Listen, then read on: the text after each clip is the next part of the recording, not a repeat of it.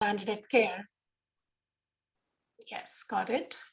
So, Where I now serve as the Vice President for CARE's Program Strategies and Impact.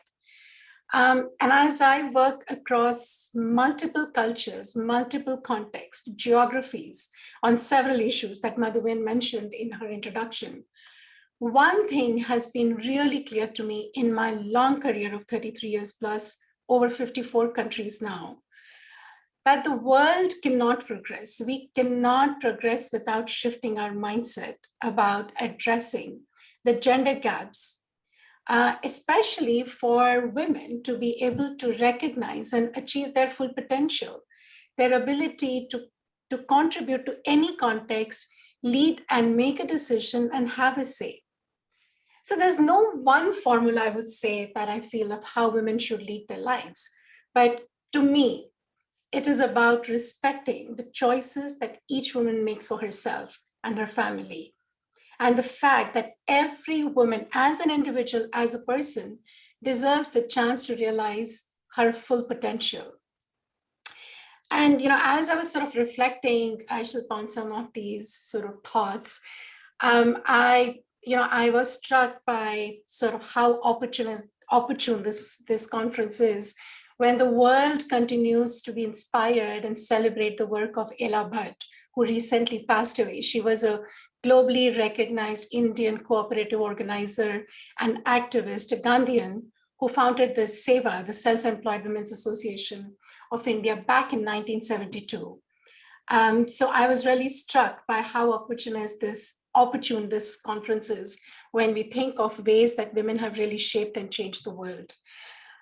So I was also struck by Amanda Gorman, and she recently, I was listening to some of her poetry, and she, if you'd allow me to quote, she had said, "Hear me as a woman, have me as your sister, on purple battlefield, breaking day.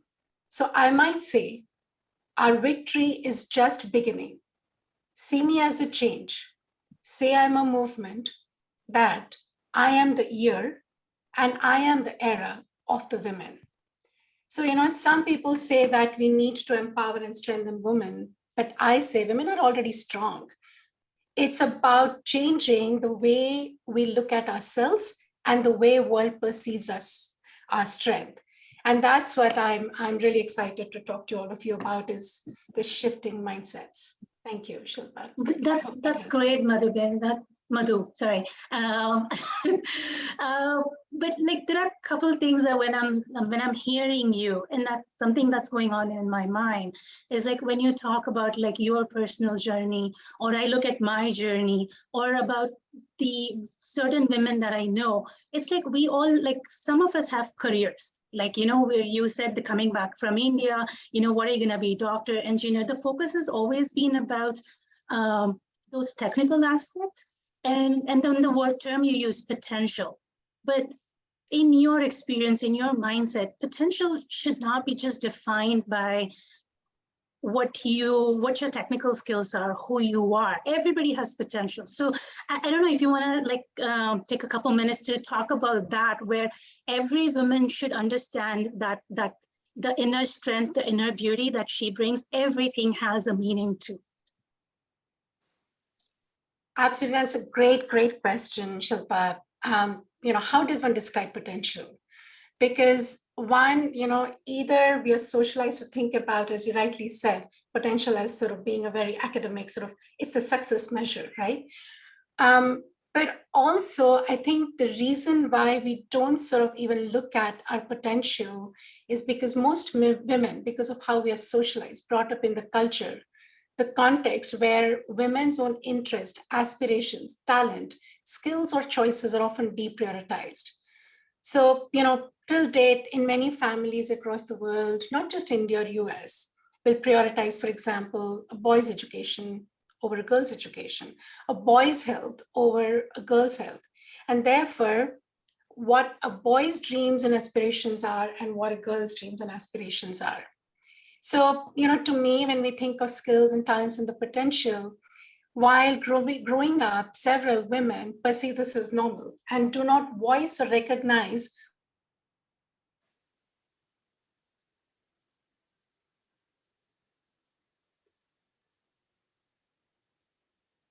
to fine arts, to crafts, to running even a beautiful home and bringing up amazing children as brilliant future citizens of the world. So to me, the potential, as you rightly said, is in a woman is not just about the academic qualification degree. It can even be an experiential learning. So, as I was thinking when you asked the question, one of the reasons why women in workspaces are great at multitasking, we're always told, well, that's what we do at home while taking care, and you're sort of juggling, 5 different things with children screaming at the background, or, your sort of larger family around you. So I feel no skill should be undermined or should not be recognized. There's always something that as an individual, as a woman, you bring to the table. It's about how we recognize it, feel confident about it, grow it, but also use it in different contexts. So I'll give you an example, Shilpa, from my own work experience, and this was way back. I was in India. I once had a stay-home mom for about 14 years. She was handling 4 kids and a large joint family, who came to me asking if I can help her find a job now that the kids are in college. And, so she was really passionate about starting to work. She was very hesitant about her academic qualification, her lack of work experience, and kept downplaying the skills, even though she was really keen to start working in an office environment. And at that point, I still remember, just something when we think of the gendered way on how we think about a potential. I thought, if, to apologies and, with due respect to the men in the audience, if it was a man who had come to me, he would have had absolutely no sort of doubt, and would have literally sold himself to me as someone who can do any job. And that's where I think it's about sort of the confidence, which is both sort of how we view ourselves because of socialization process, but how we view ourselves. So then, I was thinking to myself, and I said, surely someone who has juggled so many house duties and chores with 4 kids running around, and yet she appeared so calm and so sort of nice about it, may have some planning and organizing skills, right? So I asked her if she would be fine with a role in an admin department to start helping organize meetings. And then that could be a start. And she was thrilled. She took on the job, was brilliant at it, in the due course, completed her master's because she got a lot of sort of self-affirmation, by sort of, the small achievements of having to do a meeting well or setting up an agenda. And today she's a director in a private company in India. So I feel like it's really important to be recognized as a good mother, good daughter, good wife, but equally important to recognize the hidden skills inside you as a human being, as a person. And by no means, I would say this is about competing with men. That's definitely not the goalpost, but it's about bringing out your true skills and potential, whether, like I said, it can be a technical, academic one. It could be, you're good at painting, you're good at some craft. It's about you managing a house. It could be any of those. And each one of those is a potential that we can sort of identify in ourselves, feel confident, and bring it to bear as we sort of deal with the world. So that's my take, Shilpa, on the question. Yeah, that's a very good point. It's like, recognizing that everything in you has meaning, everything that you have done or are doing has potential to grow into something. It's how they call like the translational skills, right? Every skill is translational, so you just do that. But in my experience, and again, I've been coming from India, to born and raised there, moved here some years ago. It's kind of like when you are in a group setting, and surrounded by many. I'm working, and in boardrooms, or even at home, like with like in-laws or families, extended families. You sometimes have to raise your voice to be heard. And I find that that's always a very hard thing. It's like, why? How do we, and this is something that I need to work on. So, a little bit of your guidance would be really helpful. It's like, how can you be assertive without coming off as aggressive? you don't want to be that the B word kinda in a boardroom, but how do you make people listen to you and understand that you have something to contribute to the conversation without like all the yelling, the screaming, and all of those negative stuff. So how do I work on that, and how do I build those skills for myself, kind of? That's a great question again, Shilpa, because I think each one of us here in this audience, men and women, have faced this issue from either side of the table. And to me, unfortunately, being assertive equals being aggressive, and people always sort of conflate the two, and that's how the world views it. And I feel that to get to how we can work on that, I think, to me, I'd like to think about why does that happen? So to me, let me sort of say it's about two things. One is the social structure, where women are either taught or expected to be more submissive, the obeying kind. There's always the gender power dynamics. There's a whole perception that if you're the boss, whether in work or in family setting or non-work state, you have to be aggressive to prove a point. And the second is the sort of the cultural dynamics. And I'll give you two examples from my work life. And I'm sure all of you have multiple examples, and I'd love to hear them. But just to make the point, so here I was, I was working with programs around the world. I just came out of sort of setting up and leading a very successful and one of the largest health programs for care globally. And the program was in the state of Bihar in India, funded by the Bill and Melinda Gates Foundation. Now, all of us who know the state of Bihar will know how deep-rooted the gender, the caste dynamics is in that state. And I'm talking about really early 2000. So here I am, I was sent by my organization from the US to India. So my family was still here. So, technically a single woman, here I am, sort of heading this project. And I had to navigate and work through really highly gendered and complex political, cultural context in Bihar. To cut a long story short, I came back with successfully setting up the project that led to not only building confidence about the work with the government, but also the Gates Foundation, and the program sort of continued to make huge successes. Anyway, so I come back to the US, and my boss, a really lovely human being, well-meaning, respectful gentleman, traditional in sort of our public health, we would say traditional sort of white male doctor from CDC, who probably was oblivious of the sort of gender dynamics, wanted to really be helpful. And so in my performance appraisal told me that you're good, but I want you to be more aggressive. And mind you, I'd already sort of led not just Bihar, but several large complex teams, contexts, not just Bihar, but even sort of more fragile context states in the Middle East and everywhere. So I was just stuck by that question. So my simple question back to him was that, what have you achieved by being aggressive that I've not achieved by being assertive? And there's a difference.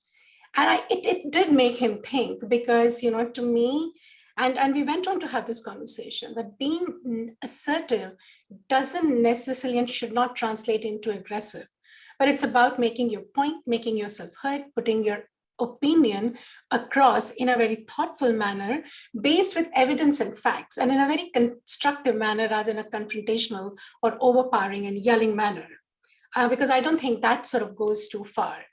And I'll give you one more example from my work, which sort of talks about the cultural and the social construct. So, and I'm sure it'll resonate with, if not all, many of you in the audience. So when I came to this country back in 2000 with CARE, Shilpa, I was the only woman of color in the senior leadership team of programs at CARE. I was new, nervous, despite my confidence building skills, because it was a new culture, a new environment for me. And I came from a culture in India and in the NGO world, those of you who will not understand, where in any meeting, when you're asked to you will be asked to speak out, to sort of maintain that everybody has a chance to speak and is being heard. So I come to the culture here, and this is a headquarters, a very corporate setting. I sat in my first leadership meeting, completely different culture. I'm the only woman of color sitting there, and people were just sort of butting in and talking over each other. And to be, to my utter sort of shock, of course, I was shocked. I was overwhelmed that how do I even get into this discussion, where people are just sort of talking over each other. And that happened a few times. And then my boss finally called me and he asked me the same questions that we were discussing in the meeting. And I came up with my analysis and thoughts, and he was impressed. And after hearing me sort of talk about all these things, it was his turn to be shocked. And so he looked at me and said, so why don't you speak up in the meetings? And I was like, where is the space? And he told me, well, the impression that people get is that, Madhu has nothing to contribute. So it made me think about two things. One, definitely, Shilpa, to your point, to work on myself, to be sort of more assertive and lean into, whatever the culture is. But on the other hand, we have to make also some of the shifts in the overall context. So with my boss, who was extremely supportive at that point, we started to address the intercultural dynamics in the corporate space. Now, a lot of organizations are talking about diversity, equity, inclusion, but this I'm talking about in 2000. So for us, for a global multicultural organization, shouldn't we be looking at cultural nuances, especially when we have more and more people from different cultures to work and lead? And I'm not even talking about just geographies, but even within the US. So that's how we started to make a shift in a very deliberate manner in the culture of the meetings, which was, to become more participatory, to sort of have a question where not everybody understands the question. So I think it is about at two levels. One is to not feel shy and, lean in, but the second is also find a way to sort of communicate and resolve these issues, both for yourself, but within the sort of larger context as well, whether it's a organizational context, whether it's a family context. I feel that, that does work and people do listen. That's true. That is very true what you said, that you have to work on it and people will listen. But so my next question is kind of like, yes, some of us are like, you have had that working experience, I do, but like I am looking at some who are just kind of starting, who don't have that work experience. And like you said, that lady who came and visited you and she was a stay-at-home mom. How do you get women to look at their inner self and value themselves, like all the positive in themselves, for somebody who's just starting? Like, you must have in your experience come across so many who don't even see that in themselves. So what would be the starting point for someone like that? Or if you are trying to help somebody as a friend, as a family member, how do you go about helping them identify the positive, the values in them, their own self-worth, for that matter? That brings about, then you can go and like, okay, self-respect, you can contribute. But where do you start? So like I said, there's no one formula, and each one of us has to have some combination of the ingredients. But if I were to sort of reflect on my own journey and, thousands of women that I've spoken to across the world who have, sort of shown so much of resilience and leadership, I'll focus on three things, Shilpa. One is, I think it stems from the fact that you have to start by believing in yourself, believing in your worth, and finding that sort of potential in you, and not be sort of judged by how world judges success or how world judges you. So it's about your ability to then sort of identify, learn, and look at how do you achieve those goals. It could be sort of raising good children. That's the goal. It doesn't have to be how, the society values the success. So I feel like, not underestimating or doubting yourself and is the first thing I would say. I mean, as an individual, we owe it to ourselves. We have to reshape how we view ourselves, and therefore then get into a conversation about how the world views us. So it has to operate at those two levels. The second, I would say, as an, a good human being, never stop learning. And when I say never stop learning, it's not just academics and trainings, but from your experiences, from others. We learn from our children, we learn from our parents. There's always an opportunity to learn and therefore grow. And again, as you sort of look at learning, it could be about experiences, it could be taking some courses, or it could be just sort of, these days it's a world of social media. So how do I learn? If it's something about my crafting skills, it's about something my organizing skills. I do want to go back to school and finish a course that I always wanted to but never had the time for. So how do you find those opportunities to sort of then grow that potential that you have identified in yourself, that you really think is your passion, and you want to grow that? So that's my second. And my third is finding your voice and using it for decision making, whether it's house, whether it's work, whether it's a social context. I think just speaking up, to me, I think that's extremely important. But as we discussed, Shilpa, it has to be in an assertive manner and not necessarily sort of confrontational, screaming or shouting, but always find your voice, and especially finding your voice and raising it against any injustice. I think, again, we owe it to ourselves. And it doesn't have to be, I don't have to be a leader, in some organization to find a voice. I was an intern when I started. And there are ways that you can find your voice in the sphere that you work in. It could be in your family, with your own husband, with your children, and sort of, so to me, I think that's the sort of key. I was struck by a quote when I was reading of that Malala Yousafzai always sort of refers to. It's like she, I hope I get this right. She says that, I raise my voice not so that I can shout, but so that people without voices can be heard. So I think, to me, that's the crux. It's about raising your voice to make a difference for yourself and for the world.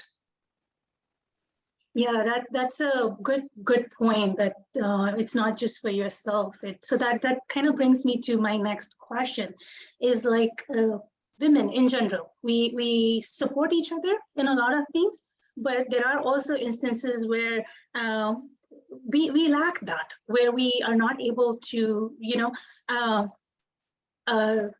revel in the success, not just academic or professional, but in like somebody who's like recognizing themselves, who's got that support network. So how do we women work with each other? Let me give you an example. Say, I have a friend who's got a very supportive spouse, like, helps around with everything. And then it just stems like, sometimes people say things like, oh, you're super lucky, you have a very, very nice husband.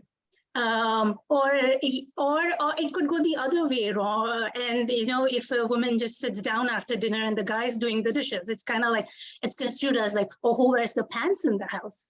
And, those kind of statements. So it's like, and it's not always men sometimes, but not always. Sometimes it's just the women. So as a collective, how do we women look at all these things, learn, understand, and help each other, support each other, in a way that's like, shows like all the positives, and like, we're talking about each other kind of. So any thoughts on that? Absolutely. I'm sure as you, all of us, have heard these sort of remarks or repartees to say, who wears the pants in the house, only because the gendered roles have changed. And I think, again, if we understand why that happens, is because of how we are brought up, how we are socialized. So I truly feel that, the change begins from yourself. But in order to sort of, to your question on how do we help each other, I would highlight two things with sort of the foundational basis, you believing in yourself. So the two things I would highlight are, one is the power of collective and power of coming together. And, I'm seeing here, like, for example, the JNR group, it's such a beautiful space, right? Or, I was referring to the story of Ella Bhatt and Seva, where it was about creating that space as a group for women and men to come together, to share your strengths, to have a space where, a safe space to share one's feelings, frustrations, so we can learn from each other, whether it's in the household space, workspace, social space. I think having that collective space for learning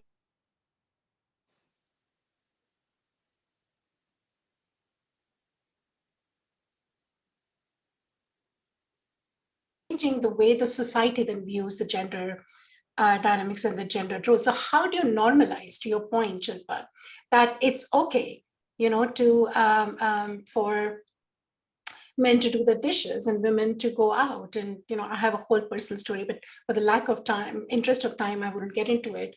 Where when we moved here, we moved with my job, and my husband moved with me, and my in-laws, who are like the sweetest people, it freaked my father-in-law that the husband was following the wife.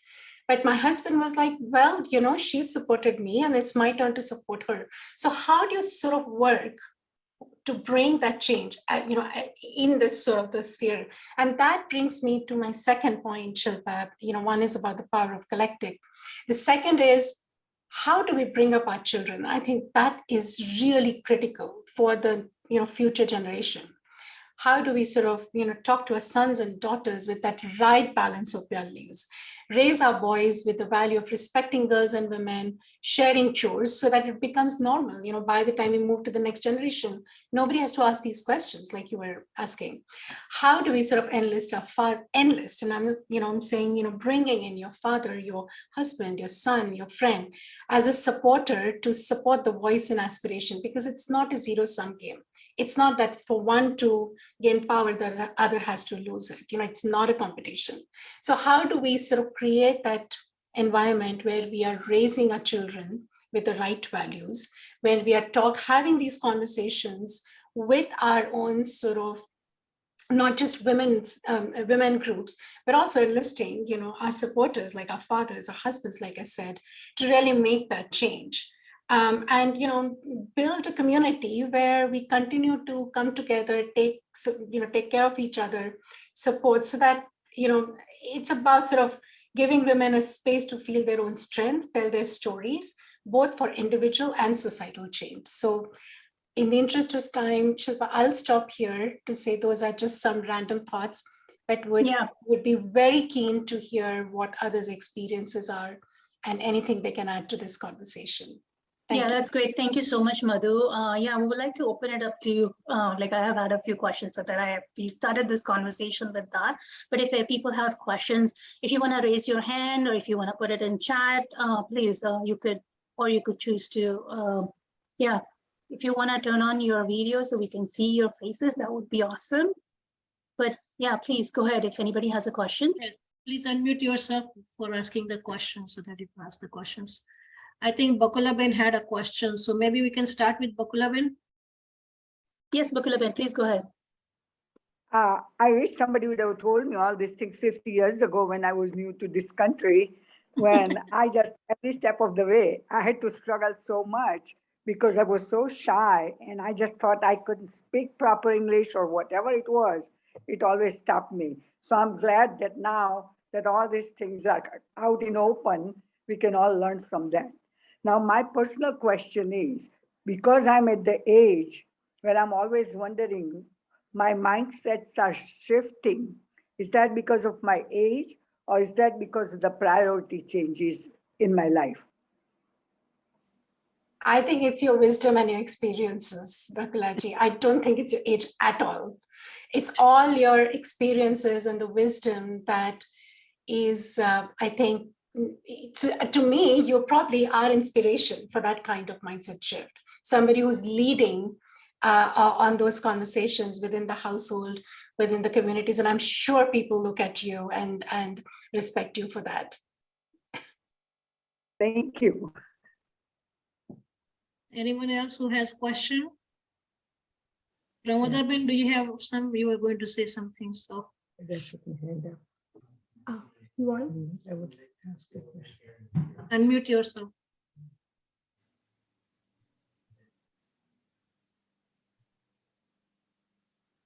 Let me ask you a question, Madhuji.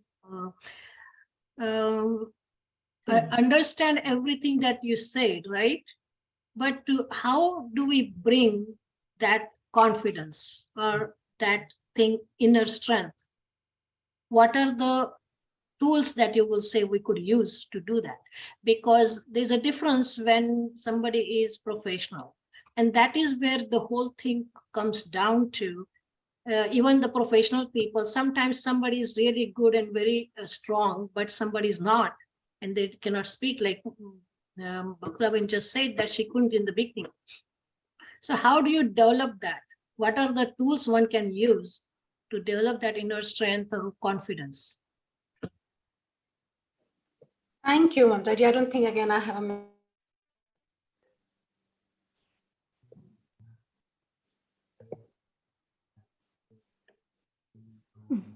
and also, how others view me. So to me, it's about, it can work in either which way. So for example, you have, such a brilliant platform, the Jaina Women's Platform. How do you use that platform to start having a conversation with women? Because, I cannot tell you to change. The change has to come from yourself. But how do you start that conversation as women, here with accomplished women who achieved that, to be able to provide that as a catalytic support to someone who hasn't? And then I think, so it's about communication, it's about counseling, it's about sort of, inviting them to this brilliant space that you have to sort of hear from others. We had Bakulabin who sort of talked about it. So for someone to hear the stories of inspiration, to be inspired, and then be committed to making the change. And then making the change, to me, I'm a strong believer of people going through counseling sessions to understand their own potential. It's not a test where, you say, are you good at math, or are you good at science? I wish it was that simple, because my potential may not lie in the math and science area. It could lie in a skill set. It could lie somewhere else. So I think that can be achieved only through this sort of the collective support from the communities such as this, and individual counseling sessions to really understand the potential, believe in yourself, and then chart out a full sort of way of how do I develop that potential? Should I take a course? And then which course should it be? Should I hear some, should I read a book about it? Or should I attend some other sessions? So I think that charting out that journey and developing a full plan to see how do I then further develop the potential, I think that would be left to the individual with the support here as such, to make those connects. And, so, the experienced people from here will be able to guide and mentor, those women to say, well, I think, why don't you look at arts? Why don't you look at so and so? So I think it's a matter of that conversation to help people and support each other in that journey. My 2 cents. Thank you for that, but can I just follow up with something else along that? What happens is that we have all these NGOs and everything, you have worked with them very closely. And what I have seen over the time period when I'm observing all these things and trying to do a lot of work with the women, we give supportive treatment, support from all kinds of you. There are abused women, whatever women, they are given the shelter, they are given the food, they are given the lawyers help for fighting for their rights or whatever, but they are not given that inner strength. They don't develop that. And when they are facing back again into the same environment, they cannot stand up themselves. And that is what I think is not, I'm not going to say it is a failure of the NGO, but, or that particular organization, but it is like a shortfall there. And how we can make that happen. This is what I'm looking at all the time. And it is very difficult. One person cannot be everywhere, or other people cannot be, but how we can bring something that is also part of that group. So I agree with you, Mamtaji, and would love to hear others. But I feel that for a change of this nature and this level to happen, sometimes it can take generations. It doesn't happen in like probably even in my own lifetime. We had Bakulabin who talked about, already sort of a generation where, things have moved on. So I think, to me, as long as we as an institution, not just NGOs, but as a community, we are committed to sort of supporting the gender equity in, amongst our families, amongst our communities. So, to your point, Mamtaji, I would say that, for example, it shouldn't be just working with the women.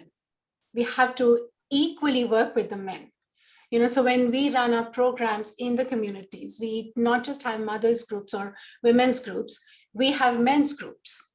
And we sort of have champions from the men's groups to say, yeah, I go with my wife for her delivery checkup to the healthcare center, which is a big deal for many women. So how do you sort of, have men as sort of positive deviants, as champions?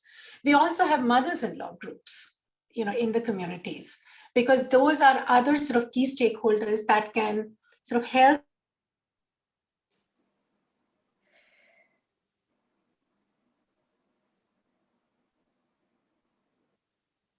and shape the conversations. We also work with religious leaders and influencers. So I think it takes a whole village. And then to identify people who can be the role models, the spokesperson, to shape and influence the dialogue at every level for these kind of shifts to occur. But it has to start somewhere, and it has to start with us. Thank you. I would appreciate if the other people can express their opinions here. If you don't have a question, what do you think about all the discussion?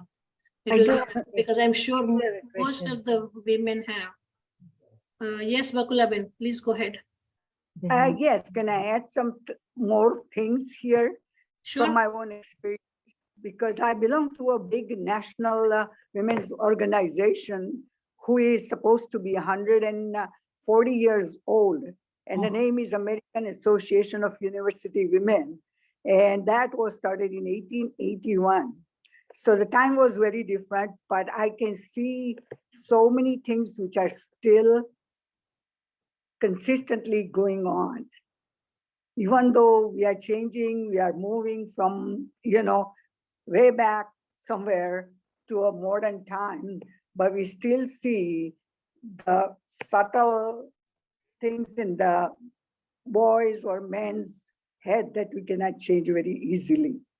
Not that they are bad or they are good, but it's always there. No matter how much more progress you make it, you still have to start from your own family. And you have to change that before you can move and change the society out there. Is that true? Well said. I think that is very important. And all the women have to know about that. And as one place I had heard about is that, no boy should depend on a woman, a girl or woman for his food, and no girl should depend on a man for money. Money. That is very important. That's how they are going to become equal, when they have that capacity in them for both the things. And this was very nice. So Madhuben, please, I'm sorry, go ahead and ask your question. Yeah, I just have one question. Sometimes you are working in a big organization or association, and then there are so many subgroups. And I've noticed there's some kind of a jealousy going on between groups, or, and you wonder, we all are supposed to work together and really help all the women to come up to their own potential. But that doesn't happen. Instead of bringing everybody up to their potentials, people kind of, become jealous and try to put other women down. So how do you look at that? How do we come out of that? And how do we help each other rather than put others down? Do you want to say something about that, Madhu? Hello? Except saying, yes, that's such an unfortunate aspect of being a human being, right? Yes. I think it happens at every level. Yeah, And so rightly said, Madhu ma'am, that, sometimes we are our own enemies because we get into this sort of ego and jealousy, and being competitive. And to me, it's about how do we then sort of create an atmosphere where we are able to, sit down and talk to each other about it. Because otherwise, there's no end to that kind of infighting or within various groups who are all working towards the same purpose. So I'm so with you, and, Madhu ma'am, to say that if we join the forces, we're actually able to multiply the impact of our work so much more. Exactly. And to me, it's about sort of joining hands to fight the larger enemy in the society than ourselves. So I couldn't agree with you more. But if I say something here, the jealousy part is a human nature. And I think it is also existing in the men if they're in the group and they have the thing going on. It's not as much as women. Women probably are more prone to getting that. I'm not sure. But that does exist. Do you agree with me? With the women? Oh, yeah, absolutely. Sorry, I wasn't referring to only women. I was referring to individuals and human beings as such. So, it's not, so I think it's interesting. And again, we are at time, but, there's a whole lot of research, some of you may agree, which sort of dates back to why women have been pitted against each other from the traditional sort of, ever evil, poor mother-in-law with this sort of perennial daughter-in-law. And it's all got to do with the gender dynamics and how we are socialized. And that's what, for example, my mother-in-law's mother-in-law, that's how she grew up, that's how a mother-in-law has to behave. So I think, again, it's about sort of recognizing and making that change, which begins with, all of us when we are a daughter-in-law and when we are a mother-in-law and when we become a mother's mother-in-law.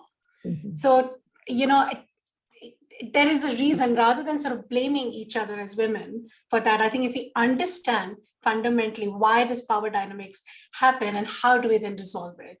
So, but to your point, Mamtaji, I think it's men and women both. So I was referring to Madhu ma'am's question around, when organizations compete with organizations, it's very unfortunate because that's human nature and works against us.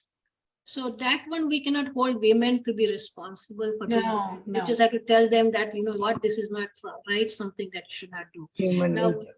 we do have something in the chat Shabnam ji has put in, and Shabnam ji has said, individual mentors should be there, and it is very well taken, but not that everybody can get that mentor. And, having a man, maybe your husband will be the best mentor for yourself. I think mine is my husband, but that will be one thing that one should be looking for, somebody as a friend or somebody who can be your mentor.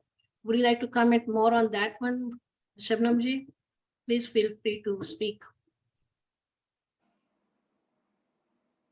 Well, thank you for an excellent discussion, Madhuji. I've been a practicing pediatrician for over 30 years, and in every field, this type of thing exists that we are discussing today. And when you're starting out, sometimes it's helpful to have someone just have your back. So if you are shy to speak up, they ask you to speak up. If you do say something, they reiterate what you said. Just ask for your opinion. And once you start being heard, then I think you may not need that person. So it's you're right, Dr. Mamta, that it's not possible to have someone like that, but when possible, that is a helpful way to get started. Very true. I couldn't agree with you more, Shabnam ji. And that's where we're talking about the power of collectivization, which could be a collective, or it could be having a mentor. It has to be a combination. And, mentor could be, your neighbor or your friend. Doesn't have to be someone who's like a professional mentor, but someone, and this is the discussion we were having, Mamtaji, that how do we as, women who probably have had the luxury of having professional space to help us achieve our potential, can reach out to our neighbors, our family members, our sisters, to sort of be a mentor to them and say, how can I be of any assistance to help sort of, talk to you about building out your own potential. So I couldn't agree with you more, Shabnam ji, that having a mentor and having a role model is so important in one's life. And for someone, I may not even recognize I need a mentor. So then how do we sort of, as responsible citizens, responsible individuals, responsible women, reach out and encourage that person to, start talking about herself? But mentor could be anyone. Doesn't have to be, as somebody said, could be your husband, could be your sister, could be your neighbor. It's a matter of just sort of finding the person that you are comfortable with to speak. Yes, Prakula, Yes. go ahead. Yes, what my feeling is, because I've been doing this since a long time, that every meeting that I go to, I try to find out somebody who is not talking and sitting quietly in a corner, even though you can tell that they want to say something and they don't. Try to encourage them to get up and say something. I think every meeting should have some time of mingling so that people opens up and start talking. And what we do is basically we are getting into the groups and start talking to the people whom we know and leave the one who doesn't know anybody or doesn't have much they can do and get them involved. So this is what my mentoring comes in, is that I just always find somebody who is not talking and let them get involved in the meeting or something. And that always works. That's what I saw. That's good. Is that true, Madhuben? Yeah.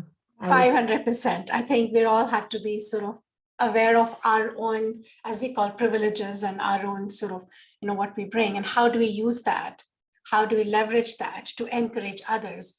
And I think that was the example where, after a conversation with my boss, we actually changed the culture, even in a multicultural setting, predominantly white culture in care at that point, to make it more participatory. So it starts with small conversation, but I think it can go a long way. Absolutely. Very true. Madhuben, do you have a question? Your hand is up. No, I think that before I started asking the question, I'll Okay. put it down now. Anyone Thank else has a question? Please feel free, or suggestions or comments or anything. Please feel free. Yes, Mamta. Yes. Pramodabin, please go ahead. Thank you, Madhuji. I have been hearing you and you are just wonderful, fantastic, and the discussion is so lovely and very uplifting and enlightening. One point that I was just thinking about was that in all this discussion, we sometimes forget the spiritual side of ourselves. I think that is very important, because as long as we don't know who we are, we cannot change ourselves and we cannot bring that inner strength and confidence within ourselves if we are not aware of who we are. So that definitely adds a little bit more to our discussion, that every individual has to have some kind of spiritual awakening and meditation, and have a mentor as a spiritual teacher or someone, because the spiritual people really see things from a very different angle, and that adds to whatever we are discussing. So I thought that I wanted to just share my thoughts about this spiritual aspect of our life too. And we need to focus on that as we focus on so many other things in our life. Thank you so much. Thank you, Pramodabin. Brilliant addition. I don't think, yes, I think we all need to have that sort of spiritual side. And, however we decide and define that spiritualism, that's true to me and my belief. But I think having that sort of internal reflection, internal sort of awakening is key for me to bring out my potential. So thank you for bringing that addition to the discussion. Thank you. Thank you.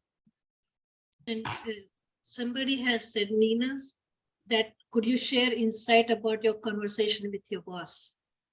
So I think that came out in a Q&A with Shilpa, where, this was, and I think we also had others who had chimed in. Bakula, when you had sort of chimed in as well, that, how do you, when I came to this country, I came from as a highly accomplished woman in my own sort of space in India. But when I came here, I was just not able to speak up in meetings because I was the only sort of woman of color leader in our leadership team. And this I'm talking about sort of early 2000, where it was predominantly a culture where it was all about male aggression and sort of people just talking to each other and at each other and over each other. And I came from a place where it was like you're asked to speak about something, you're asked to give your opinion. And I was finding it really difficult to find that space. And, the perception that got built around was like, oh, she doesn't have anything to contribute, she doesn't bring any value. And so, that was a conversation with my boss who, thankfully and fortunately for me, sort of was keen to hear. So in one-on-one, when I laid down my thoughts and my insights and my analysis, he was wondering why I wasn't speaking up. And when we talked about the culture and talked about how I felt uncomfortable to just sort of, put my hand on the table and just sort of raise my voice and, talk over people, that's just not me. Doesn't mean I'm not assertive, doesn't mean that I don't have ideas, but it is a cultural thing. And, for a global organization like CARE, where increasingly we have people who are multicultural, not just from across the world, as I said, but even from within US, who come from different cultures, not everybody will subscribe to this one headquarter corporate culture. So it took a couple of conversations. We had very supportive HR people. And that's when we started, now it's very sort of common with corporates to have a diversity, equity, and inclusive sort of frame to any conversations. But in those days, it took us a while to have that sort of frame to our meetings and conversations. And I don't know how much time we have, but I can give you one example. Shilpa, do I have 2 minutes? Yes, we have time. So Okay, it good. was very interesting. So, we did a very simple exercise, but this was with somebody who was expert in intercultural, multicultural sort of conversations. And so we had a room full of people at CARE, and they divided us in 3 groups. One was predominantly the African group. The second was the South Asian and the Asian group. We had predominantly some of the South Asians. And the third was what they call the white group, which was the Americans and the Europeans, predominantly, again, Americans. And we were asked, and how do you say hello to each other and how do you talk to each other? And it was fascinating. And I'll tell you why. So with the predominantly American group, they were like, hey, how are you? And you just move on, right? You don't have to wait to hear how the other person's feeling, because that's just an expression. When I ask you how you are, I don't really care how you are, right? I just move on. Versus, when we came to the South Asian culture, we are by nature, we're like, how are you? Everything okay? And, there's a sort of a softness to it. There's like, are you okay? Is your family okay? So we sort of spend 2 minutes just hearing each other. One part of it is somebody can go on and on and on about how their travel to the office was like a nightmare and, giving every possible details, right? So that was the second. And the third, in any one of us, and I'm sure all of you have, in the African culture, and I found it very fascinating when I first went to some of the countries in Africa, the culture is like you spend the first 10 minutes just asking each other how you're feeling, right from your grandmother to your villager, to your goat, to your cattle, to your whatever. It's true. They sort of, how are you? How are you? Okay. Your mother's okay. Yeah. Is everything okay? And that's the culture. So now imagine there is somebody who's come from either Kenya or Nigeria, who's wanting to be part of that culture, is greeted by this American like, hey, how are you? And just moves on. And the person's like, what? I wanted to tell you how you are, how I'm feeling, but you've gone past me. And that is insulting. Versus, a polite American may stop by and say, okay, how are you? And then keeps looking at his watch saying, oh my God, when are you going to stop? Because I have a meeting to go to. And so that person then finds it offensive. So it was a very small exercise, but that brought up that how we need to sort of have these cultural contexts to our meetings, to our conversations, so that we are respectful and don't start by judging each other, but understand where the other person's coming from. So it's equally for me to understand that the person who asked me how you are may not have the time to hear my whole story about my grandmother. But also for the person who has said, how are you? Stop for a minute to say, you're doing okay? Great, I'll see you next time. So it was a very small sort of step, but that sort of led to a lot of conversations about intercultural working space in the organization. I would say that's a very good exercise. Wherever you are, you can start with that. Yeah, that is like saying accept everyone as they are, and then That's it will right. be much better for them. So anyone else has any questions? So I think that we should be coming to the end of our conference. Before we go for vote of thanks, I would like to say that this is the purpose that this committee has been established, that we can bring PWomen together on this platform and feel good and empowered and help other people, other women who are not feeling that way, and give them that mentorship and things like that. So we are very happy that you all are joining us today. We have projects coming up. Next conference will be probably on a medical subject for the health of the women. And we will keep you updated, but you can always reach out to us on our email, womencommittee@jaina.org, and we have put it on the chat box. The other thing is that we had financial literacy lectures last summer, spring to summer time. We had courses given. We are planning on giving the courses for digital literacy in coming spring to summer time, and we will keep you updated with that one as it happens. But we would like you all to join us, and thank you so much for being here. And I would like Shilpa to say the word of thanks. Shilpa. Yeah. We would first of all like to thank Jenna for offering us this platform and helping us publicize our seminar. And big thank you to the Women's Committee for all of the hard work that went behind this. A huge thanks to our speaker, Madhuji. Thank you so much. It was a very lively discussion. We learned a lot. Thank you for bringing your insights to the forum. And thank you everybody who attended today. We appreciate your attendance at our seminar and the comments that we got. So thank you all, and we look forward to hosting our next seminar soon. Thank you. Thank you so much.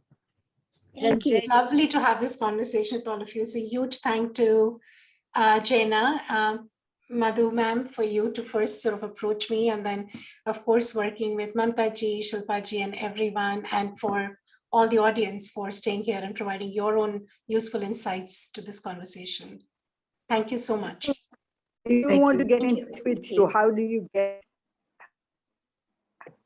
we get in touch with Madhuben?